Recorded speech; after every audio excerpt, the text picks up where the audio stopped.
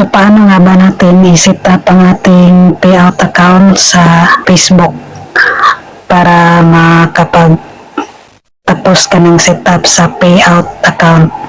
So, susundan nyo lang ito guys. So, una natin gawin ay maglagay na tayo ng pangalan, apelido, at saka phone number, at saka Gmail. Pagkatapos, sundan nyo lang yung at nahihirapan ka ba sa ID tax TIN, so ang gagawin mo lang ay lagyan mo lang ng unemployed para hindi ka na mahihirapan. Tapos pindutin mo yung nakabox na maliit. So dito na tayo, natapos na tayo sa ating paglagay ng mga pangalan ng ating mga detalye. So dito na tayo sa tax, add tax. So pilapan mo lang yan, tapos gagawa ka ng PayPal. So, ang pipiliin mo lang dito guys ay hindi ka man sana sa USA, so no ang ilagay mo. Tapos dito sa baba ay no pa rin. Pagkatapos next ka na naman.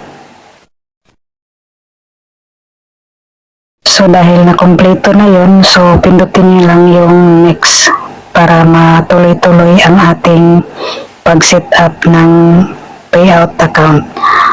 So, nakalagin na tayo sa PayPal.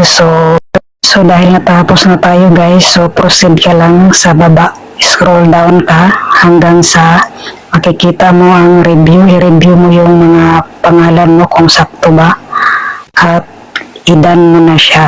So ayun guys, kompleto ng ating payout account. So antayin na lang natin na makakuha tayo ng $25 para masahod na tayo sa ating Facebook account. So, natapos na tayo pagpirma. So, i-next lang natin dyan. Tapos, scroll down ka lang pababa. Tapos, magpirma ka dyan kung ano ang nakasulat sa iyong form na pangalan, totoo. So, yun ang ilagay guys. Para hindi ka na reject. So, dahil natapos na yan guys. So, ipindot lang natin yung box na nakalagay sa taas, tapos yun na guys. So ayan na guys, scroll down mo lang yan guys. Pagkatapos mong scroll down, so i-review mo muna yung mga pangalan mo kung sakto ba yung details, tapos i-submit mo na. So ayun na guys, so andyan na yung tax profile natin. So done lang natin dyan para okay na siya.